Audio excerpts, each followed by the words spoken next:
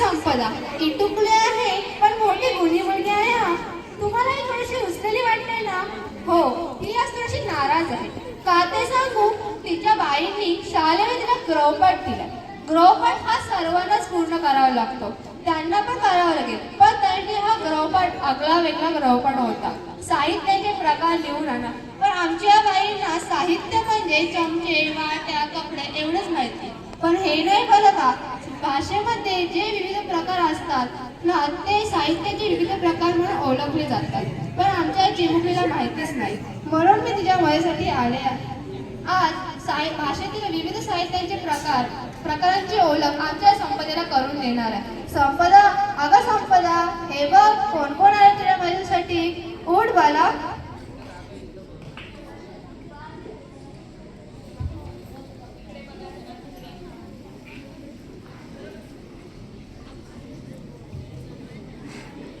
सूरज की वजह से कोई दिख नहीं रहा होगा।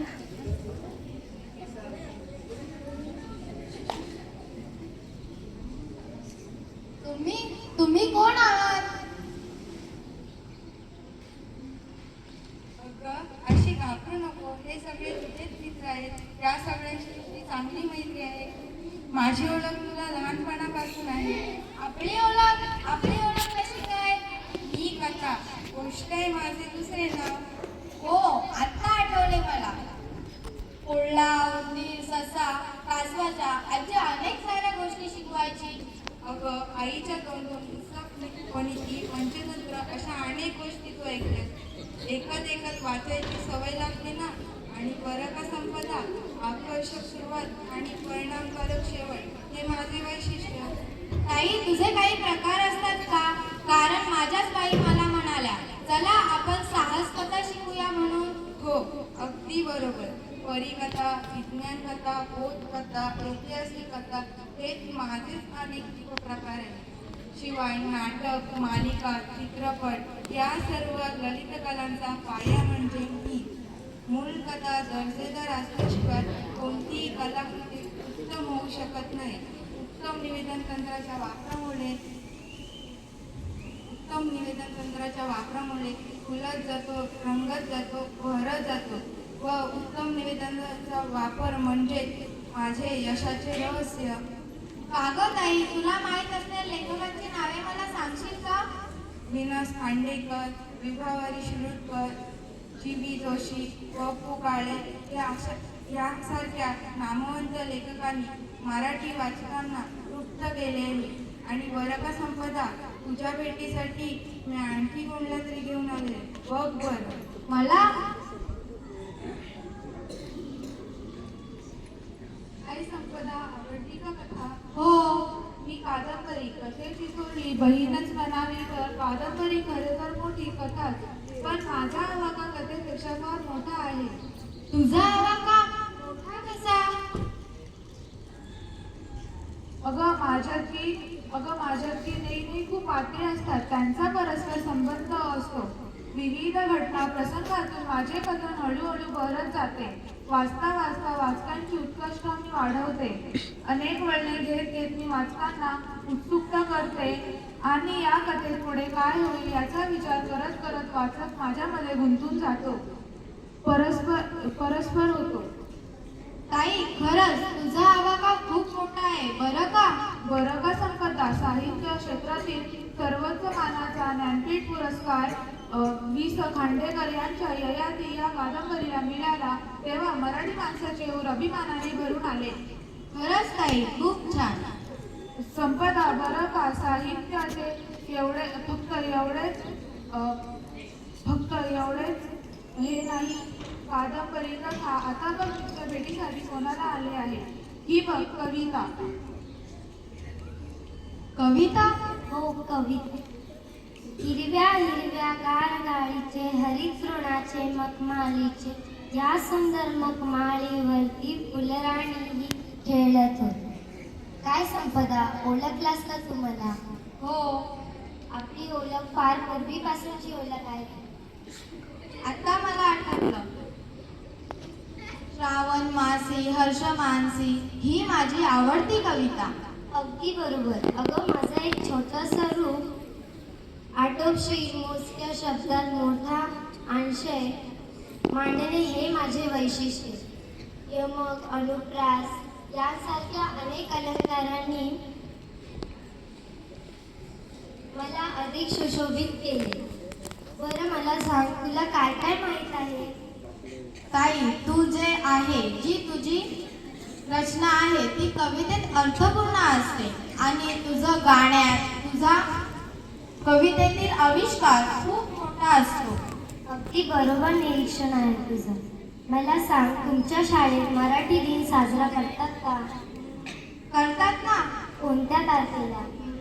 27 फेब्रुवारीला. अगदी बरोबर. 27 फेब्रुवारी हा कोणाचा जन्मदिवस आहे? मला नाही माहित आहे. 27 फेब्रुवारी या कुसुमाग्रज म्हणजे वि.वा. शिरवाडकर यांचा जन्मदिवस. विशाखा ज्ञानपीठ पुरस्कार मिळाला होता. बरं एवढंच नाही तर कथा, कादंबरी, कविता या सगळ्यांचे एकत्रीकरण म्हणजे नाटक. चल तुला दाखवते नाटक म्हणजे काय असते.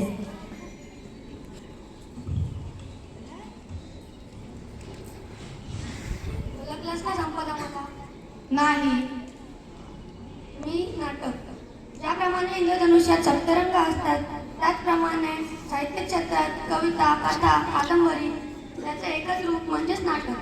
तुला माहीत आहे का, अनेक नाटककार माझी मांडणी नाटकांमध्ये घालत असतात, कारण की त्यांचं नाटक प्रेक्षणीय व्हावं, वाचनीय व्हावं ही त्यांची अपेक्षा असते. अरे दादा, मी कालच मी भन्नाट नाटक पाहिले. त्याचे दिग्दर्शन अतिशय उत्तम होते असे बाबा मला म्हणाले. अरे वा, छान, तू नाटक पाहिलंस.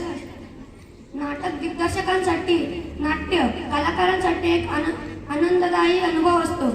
तसेच मराठी भाषेत राम गणेश गडकरी, पु ल देशपांडे, प्र के अत्रे यांसारख्या दिग्गज दिग्दर्शकांनी मला छानपणे हाताळलं.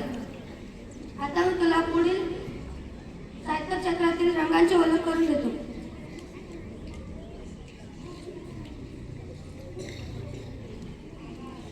अगं संपदा, सुख अगं इकडे बघ. कोण?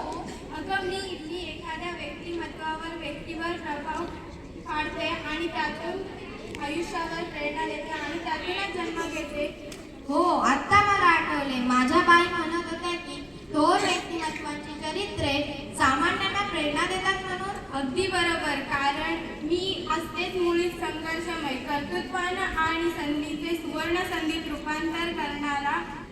आणि बरं का संपदा, सामान्य लोकांची मन प्रवासात बदलतात.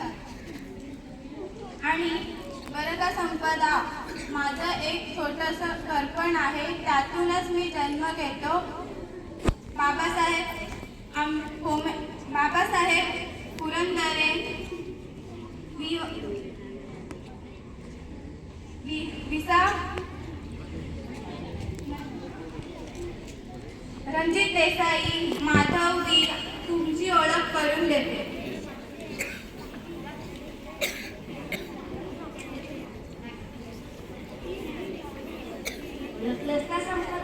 नाही.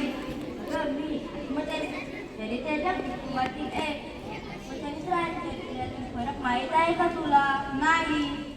हे बघ संपदा, अगदी सोपं.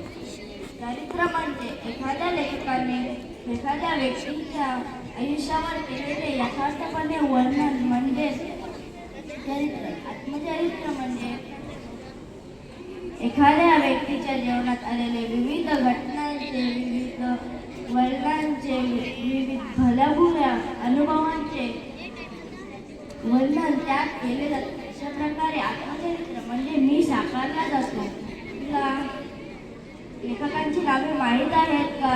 नाही. स्वातंत्र्यवीर सावरकर, डॉक्टर बाबा आमटे, डॉक्टर जयंत नार्लीकर, स्मिता देशपांडे ही नावाजलेली आत्मचरित्रकार आहे. किती छान आहे ना. हे बघ संपदा, मराठी साहित्य क्षेत्रात फक्त कथा, कादंबरी, कविता, नाटक, चरित्र, आत्मचरित्र एवढेच पुरेसे नाही बरं का. मग यात अजून एक प्रकार असतो, तो म्हणजे प्रवास वर्णन. तुला मगाशी भेटले ते बघ. हां.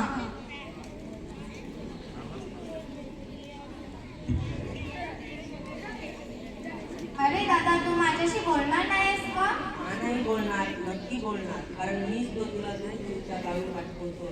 ते कसं काय? एखाद्या ठिकाणाहून आल्यानंतर प्रवासाची प्रेक्षणीय माहिती मी वाचकापर्यंत पोहोचवतो आणि ती माहिती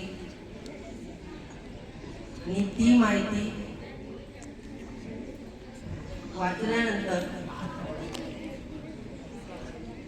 ती माहिती मन रोचक, कंटाळवाणी न होऊ देता रोचक, मनबोधक भाषेत मांडते हे लेखकाचे कसब.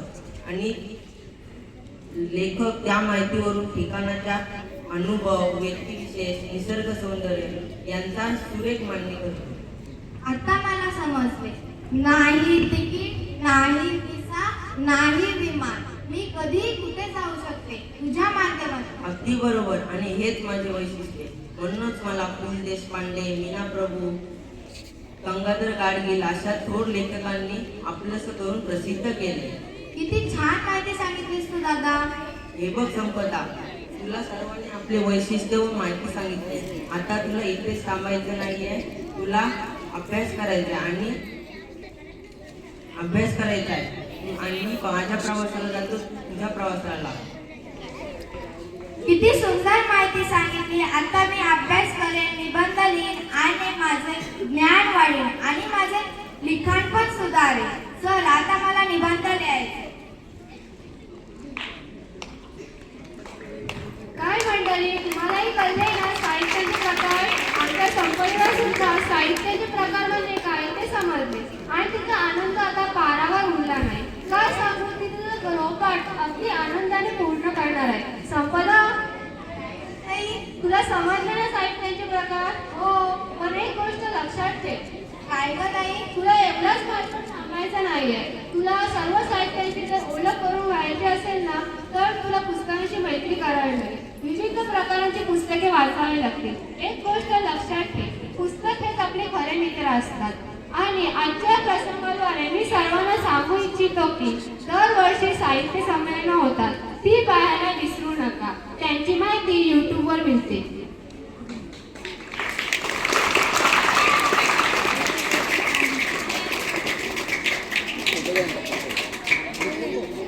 साहित्याचे रंग विविधे साधू साऱ्या रसरंजना. साहित्याचे रंग विविधे साधू साऱ्या रसरंजना. सुशोभित करते गगना, सुशोभित करते गगना.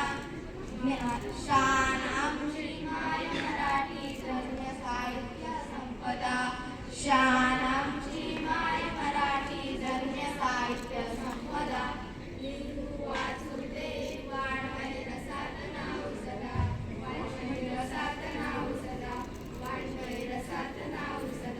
धन्यवाद.